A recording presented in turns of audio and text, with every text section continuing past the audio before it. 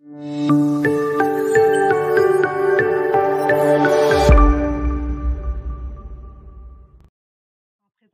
Dr Morissette, que plusieurs d'entre nous connaissons depuis très longtemps, puisqu'il est médecin psychiatre légiste.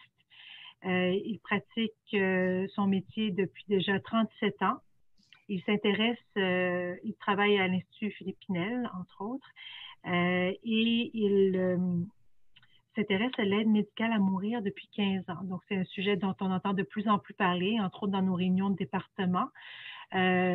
Donc, ça va être très intéressant pour nous d'entendre ce qu'il a à nous dire pour nous aider là, quand ce type de demande va atterrir sur nos bureaux. Merci beaucoup, Dr Morissette.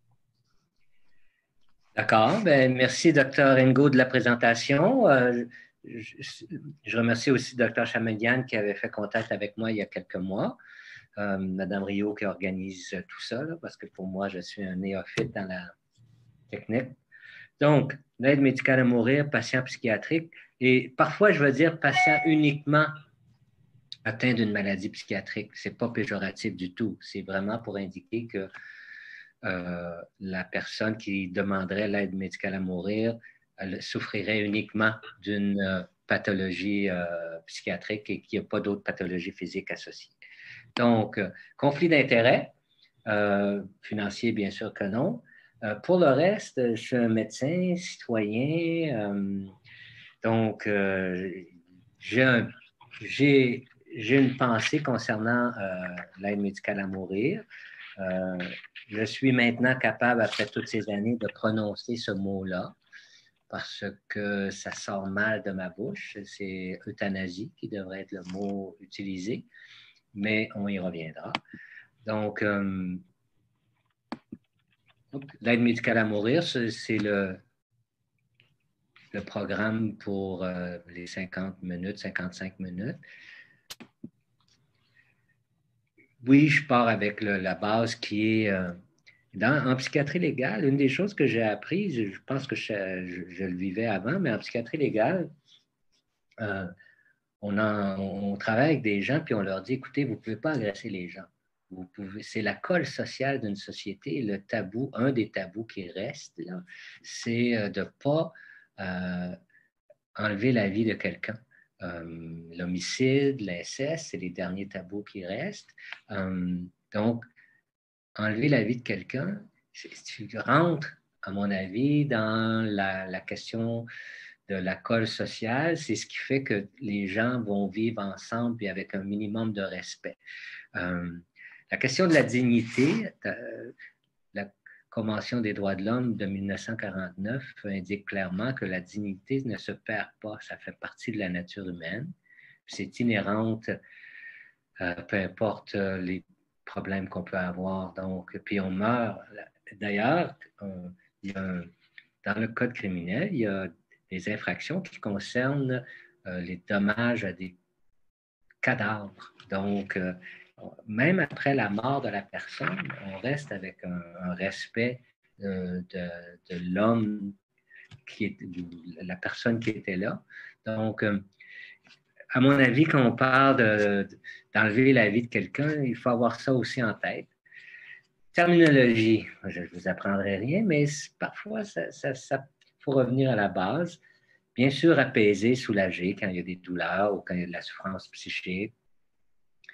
Puis, la Cour d'appel du Québec, la Cour supérieure, du Québec a été très claire en 1994. Une personne peut demander l'arrêt des procédures de son respirateur, peut demander de ne pas être alimenté, de ne pas être hydraté. Ça, c'est très, très clair. C'est l'arrêt des procédures. Sédation palliative, bien, c'est l'injection de médicaments qui ont pour but de calmer la personne. Ça l'amène parfois dans un coma et la personne se rend à la mort naturelle en étant peu présente à son environnement et surtout à son environnement intérieur, que ce soit les douleurs physiques ou la douleur psychique. Donc, sédation palliative. Aide au suicide, ça dit ce que ça dit. Ça peut être aidé par un médecin, ça peut être des médicaments qu'on prescrit ou non. Tout à l'heure, je vous donnerai des exemples de personnes que j'ai évaluées qui ont aidé au suicide d'un proche ou d'un voisin ou d'une personne qu'ils connaissaient. L'euthanasie. ça dit ce que ça dit, c'est causer volontairement la mort. Le but premier de la procédure, de la prescription médicale, c'est de causer la mort. Et ça, c'est la définition moderne. On verra tout à l'heure que quand le mot est arrivé en médecine vers 1880, ça n'avait pas cette définition-là, mais par la suite, là, depuis les 50 dernières années, clairement, l'euthanasie, c'est une procédure médicale, l'injection d'une médication ou la prescription d'une médication qui a pour but d'enlever la vie. C'est pas pour soulager ou c'est pour enlever la vie. L'aide médicale à mourir, c'est un terme beaucoup plus récent, nord-américain, qui est apparu au Québec, là, vraiment à travers le Collège des médecins, on y reviendra tout à l'heure, mais on verra aussi que c'est une terminologie qui a permis au Québec en 2015 de passer une loi qui permettait l'aide médicale à mourir avec certaines conditions pour certaines personnes, et parce que ça devenait un soin. Quand ça devient un soin, à ce moment-là, c'est de juridiction provinciale. Alors que si on avait gardé le mot euthanasie, la loi qui permet l'euthanasie étant de causer volontairement la mort de quelqu'un, là, on aurait empiété sur le code criminel et les personnes auraient pu être accusées d'homicide. Donc, en manipulant les termes, en donnant le nom d'aide médicale à mourir à l'euthanasie, mais ça a permis de mettre ça sous le soin, sous la loi de la santé au Québec, une loi médicale. Et c'est aussi ce que, à mon avis, amène quand les gens répondent à des sondages, c'est ces mots-là qui deviennent un peu confus pour les gens. La mort, la fin de vie, c'est chacun son histoire et c'est toujours triste, c'est toujours malheureux. La plupart du temps, c'est malheureux. Parfois, c'est serein, parfois, c'est catastrophique. Donc, si on prend des exemples individuels où la personne n'a pas été soulagée, tant au point de vue physique que psychique, où la personne est morte dans un corridor d'hôpital, d'urgence, où la personne est morte dans une salle de 8, ça ne se fait plus aujourd'hui là, avec COVID, mais il existait des salles de 8 ou de 4 jusqu'à il y a quelques temps. Donc, c'est catastrophique. Et on ne veut pas ça pour personne. Donc, si on part d'une histoire individuelle, on peut dire, ben, la personne mérite une mort confortable, paisible. Ça, il n'y a aucun problème avec ça. Mais pourquoi n'est-on pas capable d'offrir ça à tout le monde avec les moyens qu'on a maintenant? C'est la question qu'on peut se poser. Donc, l'historique, je le disais, l'euthanasie, la définition étymologique, ça veut dire bonne mort, bien mourir, mourir dans les bonnes conditions. Monk, en 1888, l'a amené dans le domaine médical. Puis c'est un traitement pour produire une mort facile et sans douleur, pour que la mort se déroule dans les meilleures circonstances. Ça respecte, à mon avis, ça respectait la définition étymologique. Puis en Europe, ben ils n'utilisent pas le mot, ben, ils utilisent l'euthanasie, ils n'utilisent pas l'aide médicale à mourir. On le sait, en Hollande, ensuite la Belgique vers 2000, ça a commencé vers 70, Belgique 2000, la Suisse dans les années 70 aussi. Au Canada, premier jugement de la Cour suprême, Rodriguez et Carter.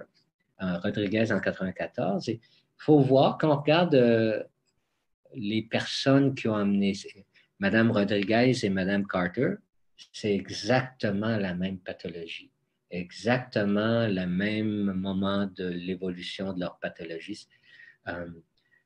Et on voit comment la loi et la façon d'interpréter la loi peut varier, parce qu'en 1994, la Cour suprême était contre qu'on aide ces personnes-là à mourir.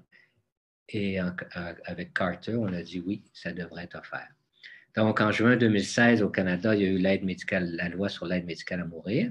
Puis en février et octobre de cette année, il y a eu C7 en février, C14 en octobre. C'est des projets de loi exactement semblables. Il n'y a aucune différence là, dans les deux projets de loi. Là. C'est essentiellement, on a changé de numéro parce que quand le Parlement a été abrogé en septembre, tous les projets de loi qui avaient été soumis sont tombés à l'eau. Et la Cour suprême avait dit au gouvernement canadien, vous devez soumettre une loi qui respecte le jugement de Carter, donc avant la fin de l'année 2020. Donc, c'est pour ça le gouvernement revient avec le projet C14, on le regardera tout à l'heure, mais c'est la même chose que le C7 qui avait été présenté en février. Au Québec, donc le Collège des médecins, c'est à ce moment-là que ça a commencé. Les gens peut-être se rappellent, à l'époque, c'était le docteur Lamontagne qui était président du Collège des médecins, docteur Lamontagne, psychiatre. Donc, à cette époque-là, il était président du Collège des médecins. Et docteur Robert, qui est encore au Collège des médecins, était là aussi, dans les mêmes fonctions qu'aujourd'hui. Et personne ne parlait d'aide médicale à mourir, sauf le Collège des médecins en 2005. Et le Collège des médecins a amené ça à l'Assemblée générale en 2006. Ils ont mis un comité. Entre autres, il y avait le docteur Rivard. Le docteur Rivard, qui en 2018, on va dire, écoutez, ce dont on parlait en 2005 jusqu'à 2013, ça n'a rien à voir avec comment c'est rendu en 2018. Mais donc, et il y a eu une commission parlementaire, on le sait, en 2013-2015, et finalement, ça a été une loi en décembre 2015, votée à l'unanimité, avec quelques abstentions. Ça a été voté quand même à l'unanimité. Puis au Québec, il y a eu Truchon, Gladu en septembre l'année dernière. Là, ça fait 1 an. Donc, si ça vous intéresse, juste par curiosité, vous pouvez aller sur le site du Collège des médecins du Québec. Au Québec, l'aide médicale à mourir se donne de cette façon-là. Un médecin, une voie intraveineuse, seulement une voie intraveineuse, pas de prescription de pilules, pas d'infirmière praticienne. Donc, un médecin, une voie intraveineuse, Versed. Ensuite, on donne du propofol ou du phénobarbital. Ensuite, lidocaïne ou sulfate de magnésium, en même temps qu'on donne un bloqueur neuromusculaire. La procédure prend 7 à 10 minutes. Ça coûte 200 $ par kit. À chaque fois qu'il y a une aide médicale à mourir, il y a 2 kits disponibles pour être sûr qu'on a bien ça. Et je trouve un peu ironique de mentionner que c'est préparé sous hotte pour que ça soit complètement stérile, alors que l'objectif, c'est de faire en sorte que la personne décède. Donc, ça rajoute au coût. Les décisions juridiques canadiennes, donc on a parlé de 94 et 2015, donc Rodriguez, ensuite Carter. En Ontario, ça, c'est des décisions qui ne sont pas apparues sur le radar, mais qui existent. Donc, en Ontario, en 2016, un juge qui a permis à une personne qui souffrait de maladies chroniques, puis quand tu regardes le dossier, tu vois que c'était plutôt la personne était fatiguée et âgée. Elle a eu accès à l'aide médicale à mourir. Et en Alberta, en 2016, une dame qui souffrait d'un syndrome de conversion qui lui donnait des crampes musculaires. Elle avait été investiguée depuis des années. Tous les spécialistes, y compris les psychiatres, convenaient qu'elle avait une maladie de conversion. Et puis, on ne réussissait pas à la soulager. Elle a demandé l'aide médicale à mourir et elle l'a obtenue, mais elle n'était pas en fin de vie. Au Québec, donc, Gladu Truchon en septembre 2019. Puis, et là, ça a été le tribunal est allé plus loin que les 2 autres décisions. Les 2 autres décisions, le tribunal disait oui, monsieur, tu peux avoir l'aide médicale à mourir. Oui, madame, tu peux avoir l'aide médicale à mourir, même si tu n'as pas une maladie en fin de vie. Mais Truchon, Gladu, en 2019, le tribunal est allé plus loin et a dit Monsieur Truchon, madame Gladu, je pense, vous pouvez recevoir l'aide médicale à mourir, mais je déclare inconstitutionnelle une partie de la loi qui dit qu'il faut être en fin de vie. Donc, c'est ce qui a obligé le gouvernement fédéral à produire une autre loi. Donc, comme je le disais, février de 2020, la C7 et 14 2020. Donc, on dit la mort prévisible non exigée, puis on enlève le 3e consentement. On sait que jusqu'à maintenant, ça prenait 3 consentements, jour 1, jour 10 et le jour où ça arrive. Donc, et on dit qu'il faut maintenant un délai de 90 jours au lieu d'un délai de 10 jours pour des maladies qui sont chroniques et qui n'amènent pas une fin de vie. Puis, on demande 2 évaluateurs, ça c'était déjà là, mais on dit maintenant qu'un des évaluateurs doit être connaissant de la condition chronique. Donc, si c'est 2 médecins généralistes qui évaluent la personne qui souffre, disons, d'un trouble anxieux, bien, selon la loi, ça serait un psychiatre ou quelqu'un qui connaît bien les troubles anxieux qui évaluerait la personne.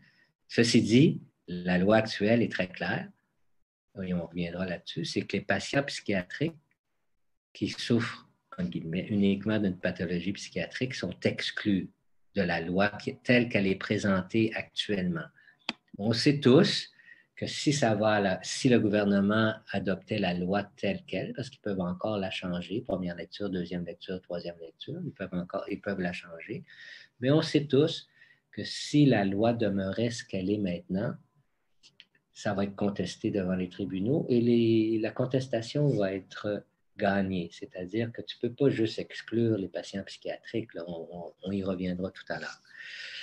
L'acceptabilité. Depuis le début, collège des médecins et autres, là, on dit la population est d'accord, et on verra les professionnels aussi, est d'accord avec l'aide médicale à mourir dans une proportion qui varie, 70 à 90 %. Récemment, là, on a vu la Nouvelle-Zélande, la population a voté 65 % par référendum pour l'euthanasie. Mais quand on demande au Collège des médecins, quand j'ai demandé au Collège des médecins, à l'Association des médecins psychiatres, à la Fédération des médecins spécialistes du Québec, s'il vous plaît, donnez-moi vos données et donnez-moi toutes les questions que vous avez posées. Ils n'ont jamais voulu me donner l'information. Et quand on indique clairement dans les sondages, l'aide médicale à mourir, c'est de donner une médication qui va amener directement à la mort de l'individu dans les 5 à 10 minutes qui suivent. Oh, les réponses ne sont pas tout à fait les mêmes. Quand on parle d'apaiser, soulager, c'est autre chose. Donc, la terminologie des questions, et vous avez vu l'AMPQ, l'Association canadienne des psychiatres, vous a envoyé un sondage récemment, 10 questions. Je fais partie du comité qui a préparé les questions. Et à ma surprise, quand j'ai vu le résultat final de ce qui est envoyé, un peu surpris parce que ce n'est pas facile à répondre. Enfin, c'est facilement biaisable, un questionnaire. Et quand tu demandes l'information, tu n'as pas toujours l'information. Par exemple, l'Association des psychiatres du Québec, l'Assemblée générale jeudi dernier, on présente un document sur l'aide médicale à mourir pour les patients psychiatriques. OK. J'appelle. Est-ce que je pourrais avoir le document? Non. Il n'est pas disponible, le document. Enfin, Commission parlementaire du Québec, en 2013-2015, et ça, ce n'est pas moi qui en fais l'analyse, là, c'est dans le rapport final, c'est ce qui est écrit. Il y a une section du rapport où on fait référence à tous les gens qui ont présenté et qu'on analyse le contenu de ce qui a été présenté. Donc, je ne fais que citer le rapport, ce n'est pas mon interprétation. Il y a eu 427 mémoires et présentations. Il y a 99 % qui mentionnaient que les soins palliatifs étaient la meilleure option. 66 % étaient complètement opposés à l'euthanasie et 34 % étaient favorables à l'euthanasie. Mais quand on lit la conclusion finale et qu'on voit le résultat au Parlement, c'est adopté à l'unanimité et recommandation totale et complète du comité au gouvernement. Donc, impact sur les exécutants. Quel impact ça a sur les médecins? Stevens, en 2006, à partir en Europe, c'est un anglais, concluait, lui, mais sans vraiment empirique, là, sans vraiment donner, c'était plutôt subjectif, un impact majeur, une impuissance du médecin qui est non tolérée. Le contre-transfert joue un gros rôle dans l'évaluation de la souffrance et de l'aspect incontrôlable de la souffrance et de l'aspect la vie n'en vaut plus la peine. Le jugement personnel prenait souvent le dessus sur les évaluations. L'AMPQ, le président de l'époque, vers 2017, de l'Association médicale du Québec, c'était le Dr Laberge, 2016, lui, il mentionnait que c'est la partie difficile, c'est après le geste. Dr Barrett, quand il était ministre, lui disait qu'il n'y avait rien qui laissait prévoir ou penser qu'il y aurait une souffrance des médecins. Il y a eu un colloque organisé par le Collège des médecins du Québec pour les médecins qui pratiquaient l'aide médicale à mourir. J'y ai participé, on m'a permis d'y aller. Il y avait environ 150 personnes. Et un seul médecin s'est levé en disant, écoutez, je viens ici pour vous dire que c'est catastrophique, j'en dors plus la nuit. Et par la suite, la plupart des gens qui sont intervenus disaient, ben, si vous le refaites, vous allez vous habituer. En 2016, 38 oncologues ont participé à un questionnaire, puis 25 avaient des regrets. Donc, ils avaient injecté ou donné des pilules. Puis 16% indiquaient que ça avait un impact négatif sur leur pratique et sur leur psyché. Les Pays-Bas, les médecins de famille, ça c'est plus subjectif.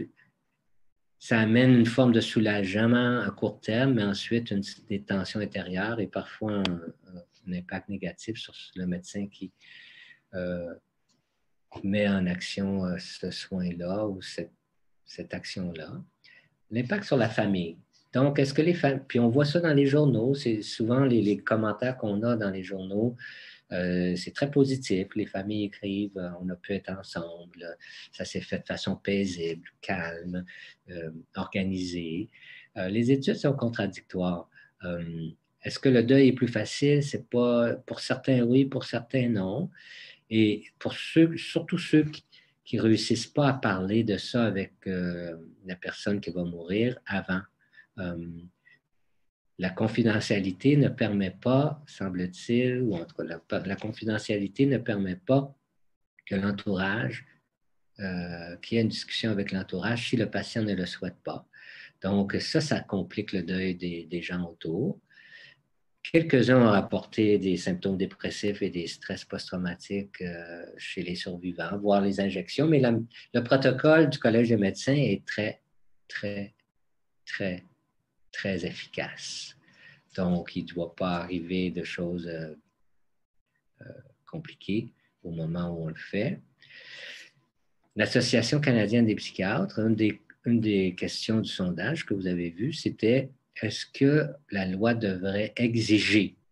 Mais c'était ça que devait être la question. Qu'on la lit, ça s'est atténué, mais ce que devait être la question, c'est est-ce que la loi canadienne devrait exiger qu'un membre de l'entourage, quelqu'un qui connaît bien la personne, soit rencontré pour mieux comprendre la motivation de la personne qui demande l'aide médicale à mourir. Donc, mais actuellement, ce n'est pas le cas.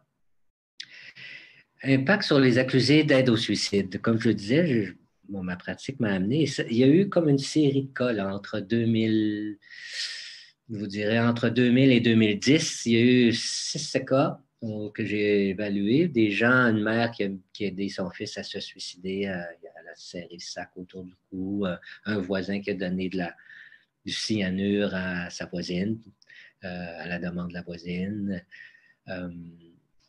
Un monsieur et une madame qui se sont couchés ensemble, un couple, le monsieur tenait un revolver, la dame était à côté de lui, il a tiré dans la tête de la dame. La dame est décédée, bien sûr, mais la balle est restée dans son cerveau à elle, donc lui, il n'est pas mort. Donc, puis c'était un suicide, là, c'était clairement un suicide, la lettre et tout. Et donc, il était accusé d'aide au suicide. Donc, ces gens-là, tous ceux-là que j'ai vus, il y en a quelques-uns que j'ai revus plusieurs fois sur une assez longue période. Il y avait une souffrance psychique prolongée en lien avec l'action qu'ils avaient causée. Ils se sentaient coupables, même s'il y avait des raisons, puis même s'ils n'en pouvaient plus. Puis, tous mentionnaient, écoutez, de voir souffrir l'autre, là, j'en pouvais plus. Puis, ils prenaient conscience que ça les a soulagés, eux, de faire le geste. Donc, et une fois que la personne est décédée, ben, ils n'étaient pas plus soulagés eux-mêmes, donc ils restaient pris avec ça. Les accusés d'homicide, bon, surtout les homicides spécifiques, relationnels. Là, un tueur à gages, on parle d'autres choses, mais la plupart des homicides au Canada, c'est des homicides relationnels.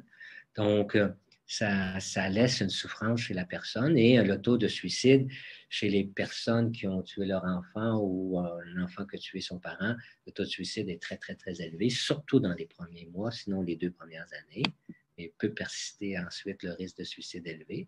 Puis, en juin 2018, dans la presse, il y avait un article sur le vétérinaire qui sont actifs pour l'euthanasie d'animaux. Là, et le président de l'Ordre décrivait qu'il y avait un taux de suicide élevé chez les vétérinaires pour plusieurs facteurs, mais entre autres, il disait que c'était un grand privilège d'enlever la vie, mais que ça culpabilisait beaucoup. Donc, il y a un impact. Les bourreaux, des gens qui font ça volontairement comme métier principal ou comme appoint, faut se rappeler, les injections aux États-Unis, c'est manqué dans 7% des cas. Donc, mais ils n'ont pas de ligne intraveineuse dans la sous-cablière comme au Québec. Les autres méthodes, quand je lisais ça, ça m'a surpris un peu. Le peloton d'exécution, 6 à 12 tireurs, il y a 3% que ça ne fonctionne pas. Ils sont obligés d'aller achever la personne. La plupart des gens qui ont été des bourreaux, c'est des noms, là, qui ont travaillé aux États-Unis, au Canada ou en Angleterre, vont dire que c'est pas facile. Plusieurs vont avoir des problèmes d'alcool. Un s'est suicidé à notre connaissance. Bob Smith, c'est pas son vrai nom, mais lui, il n'a pas voulu donner son nom. Mais quand il a été interrogé en 2018, il disait « Moi, ça fait une cinquantaine que je mets à mort avec des injections, puis j'ai pas de problème avec ça, il n'y a aucun problème. » Mais c'était l'exception. Albert Pierrepoint, c'est celui qui est le plus connu, j'imagine. C'est un Anglais qui, le père et l'oncle étaient bourreaux avant lui, pendaison en Angleterre.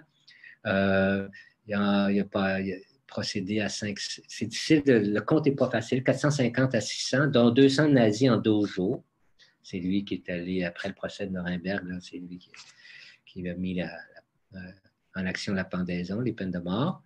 En 1950, avec l'argent qu'il a fait avec ça, lui, il s'est acheté un pub.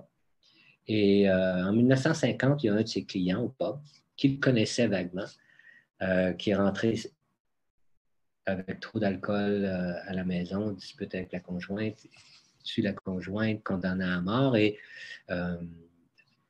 Pierrepoint, il doit le mettre à mort en 1950. Et de 1950 à 1956, il devient de plus en plus désabusé. Il cesse en 1956.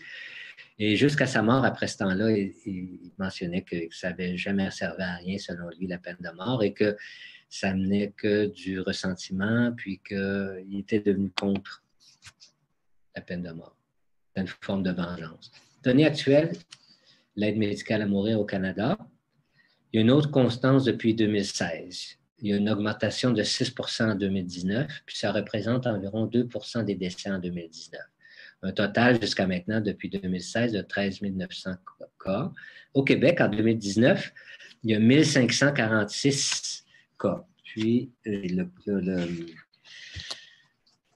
bilan de 2020 est sorti. Je vais vous donner les chiffres. Donc, en 2020, il y a 1776 cas. Ça représente 2,6% des décès. Donc, c'est toujours en augmentation. En 2020, la moyenne des gens, c'est 73 ans. 73 souffrent d'un cancer, 65% à l'hôpital, 20% à domicile.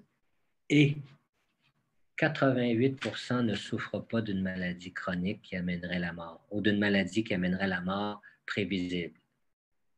88% n'ont pas une maladie qui amène la mort prévisible. Ça veut dire que 12% ont reçu l'euthanasie alors qu'ils ne respectaient pas les critères de fin de vie tels qu'elle est actuellement.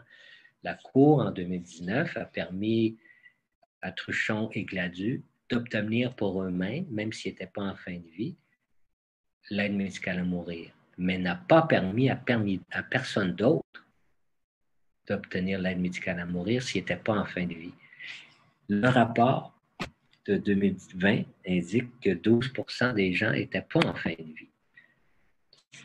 En 2019, les médecins de famille au Québec, c'est eux qui procèdent le plus, à 73%. Il y a des psychiatres au Canada. Au Québec, il n'y en a eu aucun qui a procédé, mais en Ontario, c'est 0,5 % des cas. En Alberta, 44 %, puis en Saskatchewan, 40 % des cas. Fait par un psychiatre, mais le psychiatre qui est là est très activiste, très impliqué dans cette activité-là. Il a été président de plusieurs organismes là, sur la fin de vie puis l'aide médicale à mourir. La surveillance. Une des choses qui a été dite et redite en 2015-2016 quand la loi québécoise et ensuite la loi canadienne, inquiétez-vous pas, il va y avoir de la surveillance. OK. Donc, au Québec, c'est la Commission sur les soins de vie, puis c'est le docteur Bureau. Oui, le docteur Bureau qui s'occupait des études médicales et universitaires il y a quelques années est président de cette commission sur les soins de vie. Et quand docteur Bureau décrit son rôle, ce n'est qu'un, puis de la commission, ce n'est qu'un rôle de comptabilisation des chiffres. Les cases sont-elles bien cochées? Est-ce que les formules sont bien remplies? Il n'y a aucune vérification clinique qui est faite avec ce qui a été écrit dans le document qu'on doit remplir et le dossier. C'est, pour Dr Bureau et la commission en général, ce n'est pas leur rôle. À ce moment-là, on va dire, le Collège des médecins, si c'est un soin, vous, moi, si on fait un soin, on peut être interrogé sur mais pourquoi vous avez prescrit tel antidépresseur, telle chose, etc., etc. Mais le Collège des médecins a indiqué clairement pour ce soin-là qu'ils ne feraient aucune vérification. Ils n'iront jamais vérifier si ça a été bien fait ou pas. Et à ma connaissance, il n'y a pas encore eu au Collège des médecins de plainte concernant une action. Et je pense que s'il y en avait une, ils diraient que ce n'est pas de notre ressort. Mais ce n'est pas arrivé à date, je crois. En Hollande, la commission est très franche sur ce que c'est. Ça n'a pas comme objectif de déterminer si le médecin agit selon les normes cliniques, mais seulement si le médecin a suivi les procédures. Donc, la surveillance, on pourrait en reparler, on va en reparler tout à l'heure. La motivation du médecin, je ne l'ai pas dans la tête des gens, et quand j'étais au colloque, c'est ce qui me... C'est tous les gens qui procèdent le font de bonne foi, avec bonne volonté. Ce sont des bonnes personnes, des bons médecins qui veulent aider leurs patients. Personne ne va mettre ça en doute. Là. Il n'y a pas de psychopathe qui s'amuse à faire des choses comme ça. Donc, mais on se rend compte quand même qu'il peut y avoir c'est une façon de vaincre la mort, de ne pas tolérer la souffrance de l'autre. C'est difficile d'accompagner quelqu'un qui est en fin de vie. La mort, c'est une inconnue pour tous, y compris le médecin. Puis, pourquoi ne le ferait-on pas? C'est un service qui est offert. Même, on pourrait dire que c'est un droit pour le patient. Donc, c'est un service qui est demandé, 2,6 % des décès. Et on se rappelle le film de Denis Arcand, Les invasions barbares, c'est organisé, là, la scène ça a été filmé au stade olympique. Là, il y avait des grands corridors, puis des isoloirs pour procéder à l'euthanasie. Je vous dirais aussi qu'il y a peut-être dans la formation des dernières années, des 20 dernières années, il était obligatoire à mon époque, dans les années 70, début des années 70, il était obligatoire de faire un cours de dissection pour l'anatomie. Il y avait des cadavres, des bacs, ça sentait vraiment pas bon. Et c'est plus disponible. Ma fille, mon fils ont fait des études en médecine. Mon fils, après 2 ans et demi, il a choisi autre chose, mais ils n'ont pas touché un cadavre pendant leurs études en médecine. Et je ne crois pas qu'ils aient vu des gens morts avant la fin de leurs études. Après ça, oui, là, dans les... donc, je crois qu'on se tient loin, même dans les études médicales. Puis quand je marque que les médecins sont-ils devenus des techniciens, en 1994, l'Université de Montréal a mis pour la première année, pour les premières années du cours de médecine, l'apprentissage par problème. Et j'ai fait ça à l'époque, jusqu'à encore maintenant, mais moins comme moniteur. Et j'étais un peu sceptique. C'est extrêmement efficace. Les résultats des étudiants aux examens sont, sont très bons. Les facultés de médecine qui utilisent l'apprentissage par problème ont des très bons résultats comme groupe. C'est très, très bon pour les examens. Mais je ne peux pas m'enlever de la tête que quand tu commences la médecine et qu'on te dit que la personne qui va venir devant toi, ce n'est pas tellement une personne, c'est un problème. J'ai mal à la tête, je me réveille la nuit, je suis anxieux, j'ai mal au ventre, et qu'on part de là pour savoir un peu ce que c'est, le problème. Et je sais que les résultats académiques, c'est très, très efficace, ce genre d'apprentissage-là. Mais il me semble qu'on part mal. Et ça, c'est motivation du gouvernement. Vous allez dire que je suis cynique, mais c'est extrêmement rentable, l'aide médicale à mourir pour le gouvernement. Imaginez, on va mettre ça au mieux. 7 lits de soins palliatifs, 3 quarts de travail, 2 infirmières, un préposé, puis ça c'est minimum.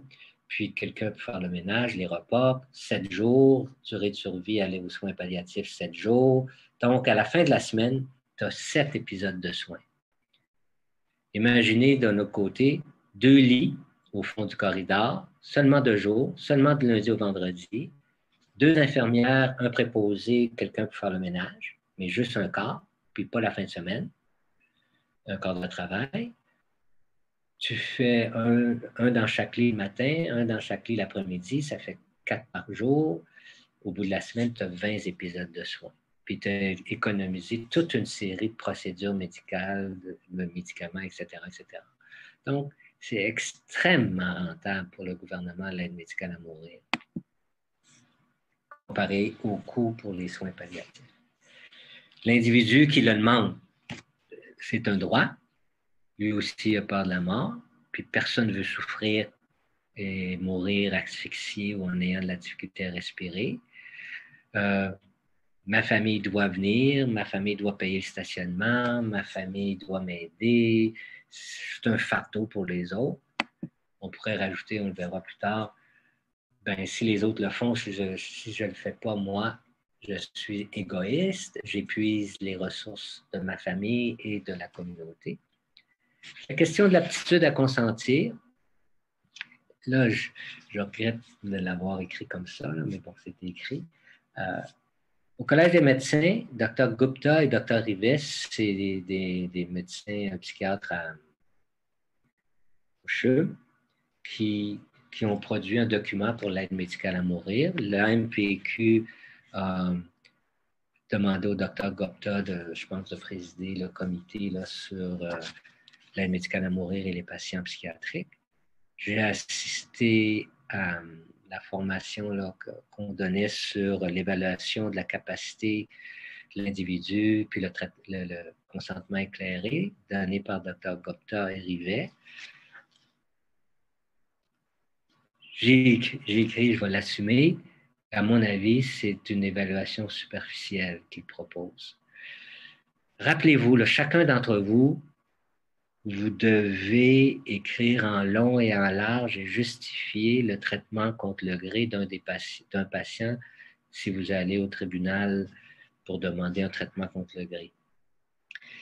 Vous êtes questionné, oui, c'est correct, on est questionné, il faut le justifier, il faut utiliser des critères Nouvelle-Écosse ou d'autres, mais souvent c'est Nouvelle-Écosse. Il n'y a rien de ça qui se passe dans l'aide médicale à mourir. Et la loi indique clairement, autant celle du Québec que celle du Canada, que oui, il est vrai qu'il est présumé que pour l'ensemble des soins, la personne est apte et qu'il faut démontrer qu'elle n'est pas apte pour aller devant un tribunal. Donc ça c'est là, ça ne changera pas. Mais dans la loi sur l'aide médicale à mourir, les 2 lois canadiennes et québécoises, il est clairement indiqué que même si cette présomption-là est vraie pour les autres soins, pour l'aide médicale à mourir, cette présomption n'existe pas. Et le médecin doit clairement aller vérifier si la personne est apte à demander ce soin-là. Donc, c'est pas question ici de passer à travers les détails d'une aptitude, mais on les connaissait. Mais il y a énormément de documents, de recherches qui indiquent qu'en fin de vie, pour les maladies physiques, avec les dérèglements physiologiques, électrolytiques et autres, la souffrance, les médicaments, la capacité de consentir des personnes est vraiment fragilisée. Et c'est souvent dans ces contextes-là qu'on va dire que la personne n'est pas apte à faire un testament ou changer son testament ou donner une procuration. Et tout d'un coup, la même personne qui n'est pas capable de faire un testament le matin, 2 heures plus tard, elle est capable de demander l'aide médicale à mourir. Il y a quelque chose. Puis quand on regarde les formulaires, comme je le disais tout à l'heure, c'est juste une coche. Apte, évaluation de la capacité, fait, coché. OK, qu'est-ce que vous avez fait? Avez-vous parlé quelques minutes, quelques instants? Avez-vous regardé? C'est pas besoin d'écrire quoi que ce soit d'autre. Et l'autre chose qui... Puis la question de la souffrance, puis je le disais, ça a une influence sur la capacité à consentir. La torture, créer volontairement de la souffrance physique ou psychologique pour amener quelqu'un à dire quelque chose. On s'est rendu compte qu'ils vont dire des choses, mais ça ne reflète pas la réalité. Les États-Unis ont cessé la torture ou les autres pays qui ont cessé la torture n'ont pas arrêté parce que c'était moralement incorrect. Ils ont arrêté parce que ça ne servait à pas grand-chose et l'information qu'ils obtenaient de façon globale n'était pas utile et fiable. Donc, moi, je pars de cette réalité-là et quelqu'un qui souffre beaucoup en fin de vie, est-il apte à demander de mourir? Il faut vraiment s'assurer qu'il ne souffre plus quand il fait cette demande-là. Et s'il ne souffre plus, peut-être qu'il y aura moins de raisons de le demander. On connaît aussi l'aspect dépressif. Ça peut venir un des facteurs. Consentement éclairé. Consentement éclairé, c'est un concept, on le connaît, mais ça exige qu'on mentionne aux patients les options thérapeutiques, mais pas juste en théorie. Il faut aussi que les options thérapeutiques soient réellement disponibles. Vous savez, vous pourriez avoir de l'électromodulation, vous pourriez avoir l'implantation, la stimulation du nerf vague, vous savez. La personne n'est pas obligée d'accepter ça, je le conçois. Mais il faut pouvoir lui offrir. Et quand on parle avec les gens dans le domaine de l'aide médicale à mourir, non, ce n'est pas notre responsabilité d'évaluer si les options ont été mentionnées et si elles sont disponibles.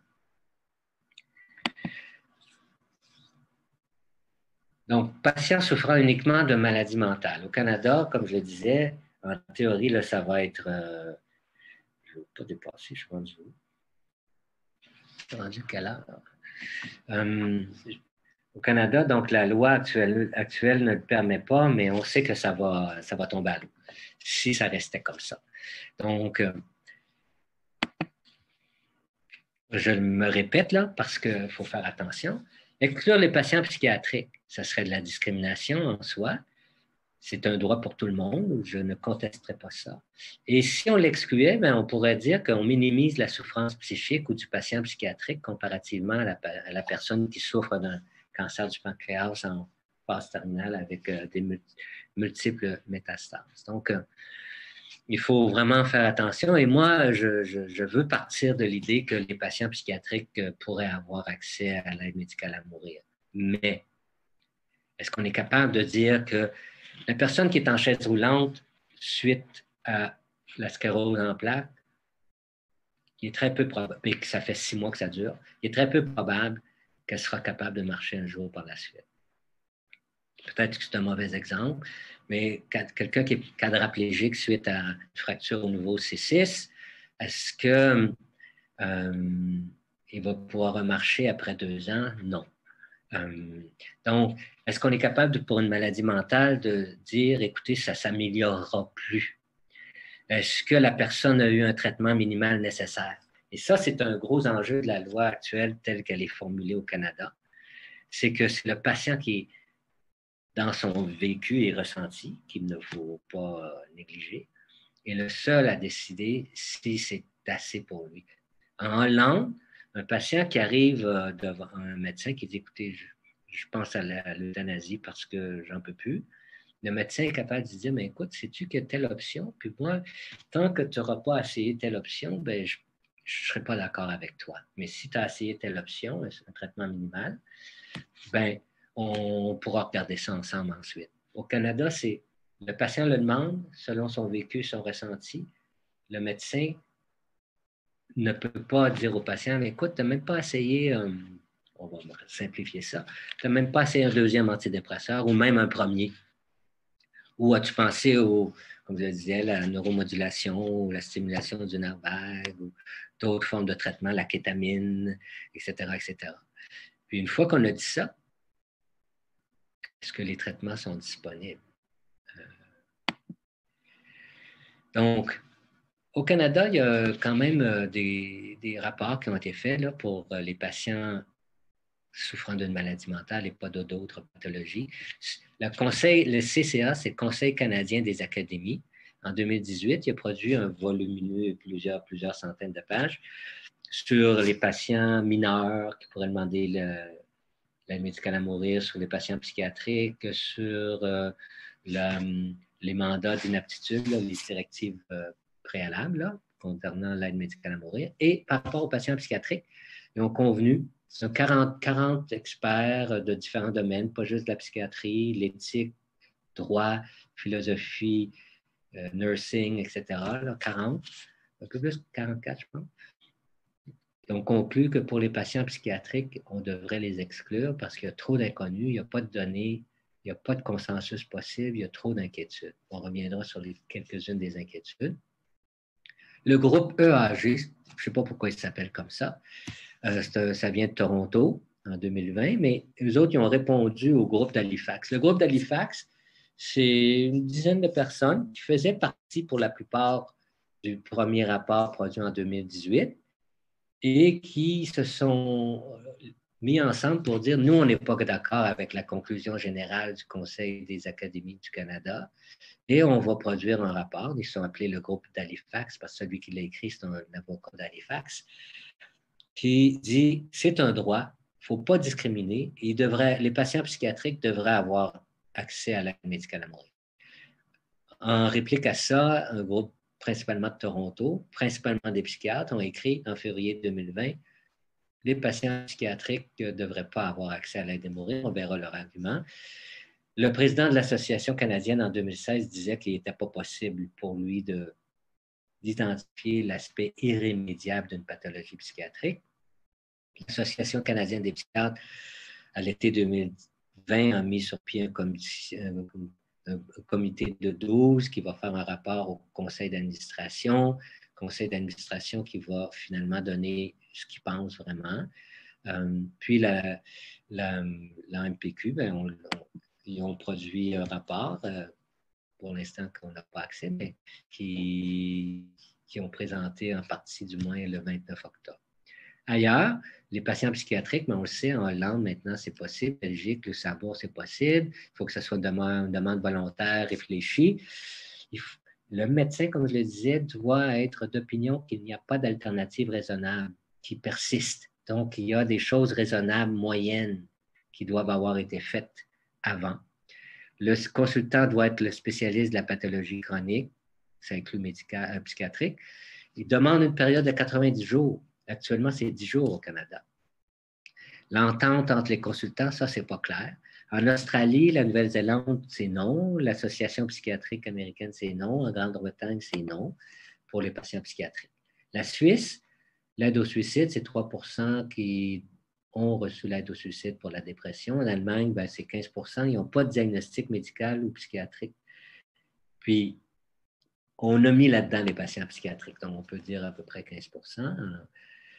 En Hollande, en 2016, je crois, peut-être 2016, 15, mais en 2016, il y a une clinique spécialisée pour les patients psychiatriques. Donc, un psychiatre, le patient demande à le patient demande au psychiatre ou à l'équipe traitante, je demande l'euthanasie, le psychiatre n'est pas à l'aise. Cette clinique-là reçoit tous les cas orphelins et la clinique a un taux d'acceptation de plus de 80%. Comme je le disais, en Hollande, il n'y a pas, comme à mon avis ailleurs, il n'y a pas de surveillance particulière. particulièrement. Puis en Hollande, on voit les cas qui augmentent de plus en plus.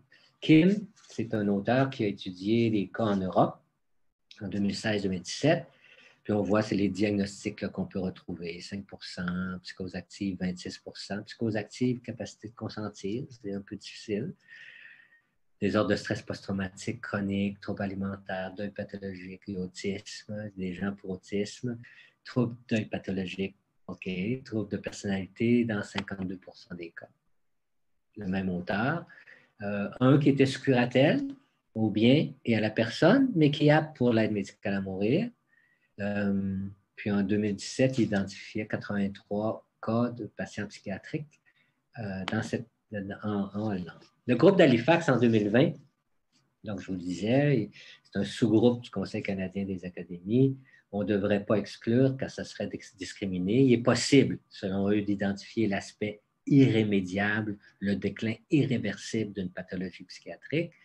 Le patient seul doit décider, c'est un droit.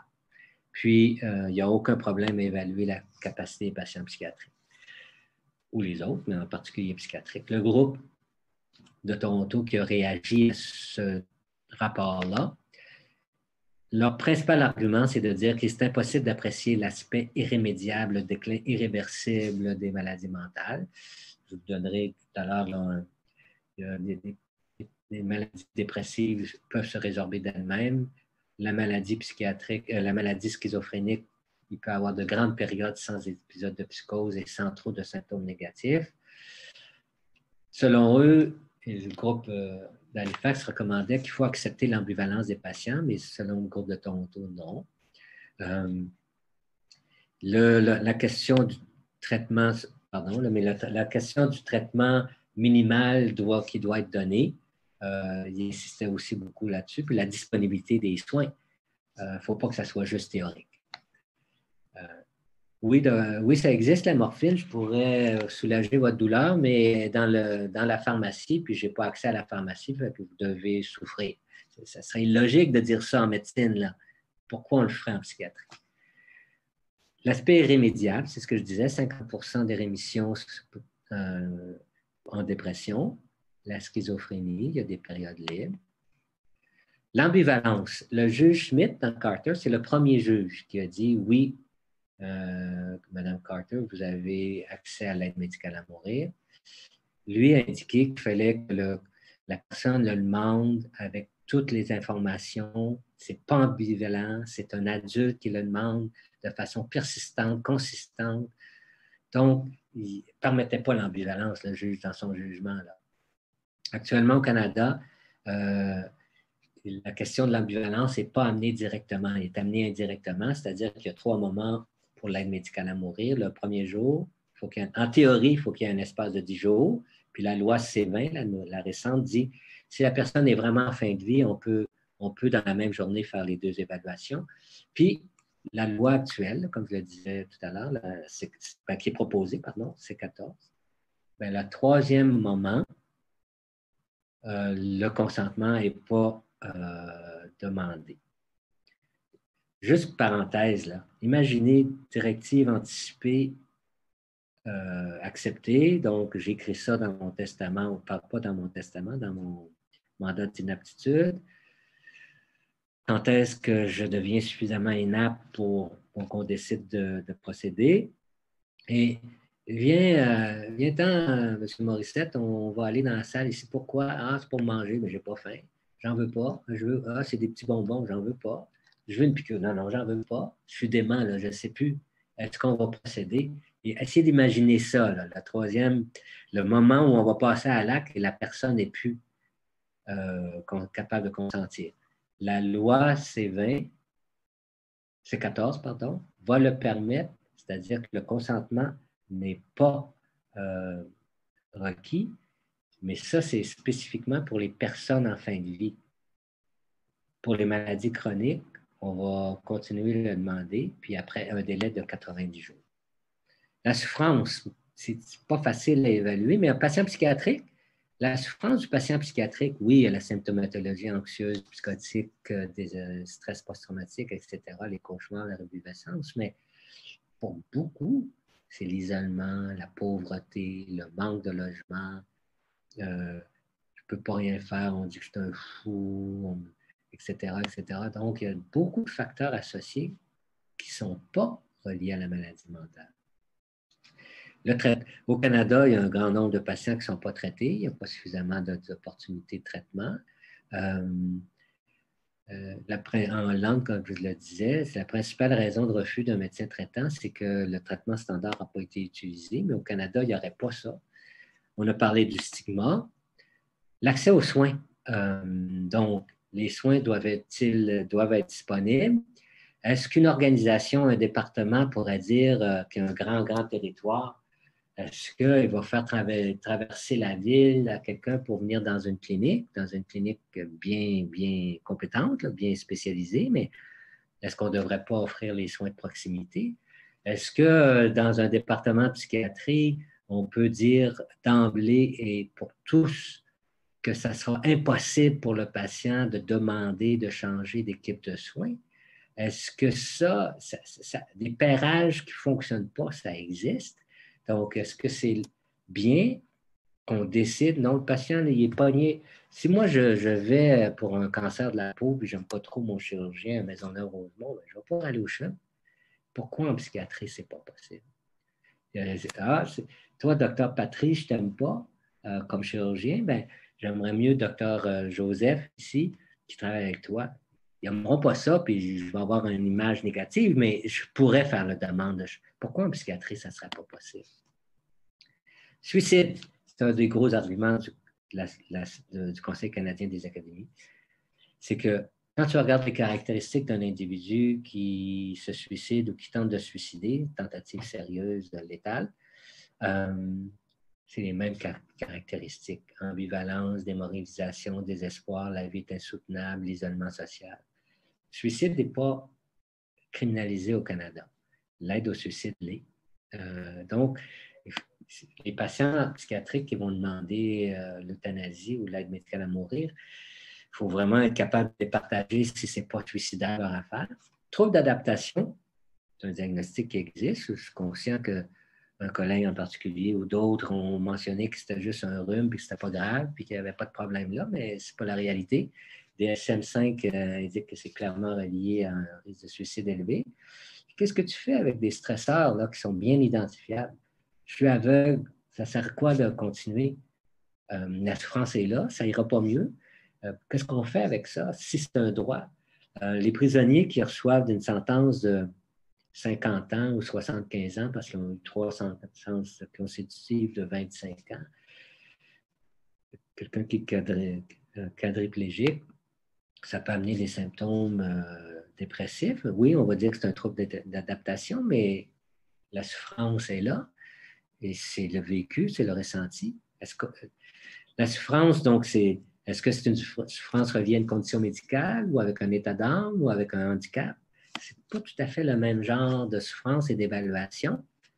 Je vais terminer avec ça. Les mesures de protection pour l'aide médicale à mourir, les patients psychiatriques. Donc, est-ce que le médecin traitant devrait connaître la pathologie, puis avoir, quand j'écrivais tôt, c'est dire aux patients, écoute, tu n'as pas eu les traitements minimums qu'on donne habituellement pour cette pathologie-là.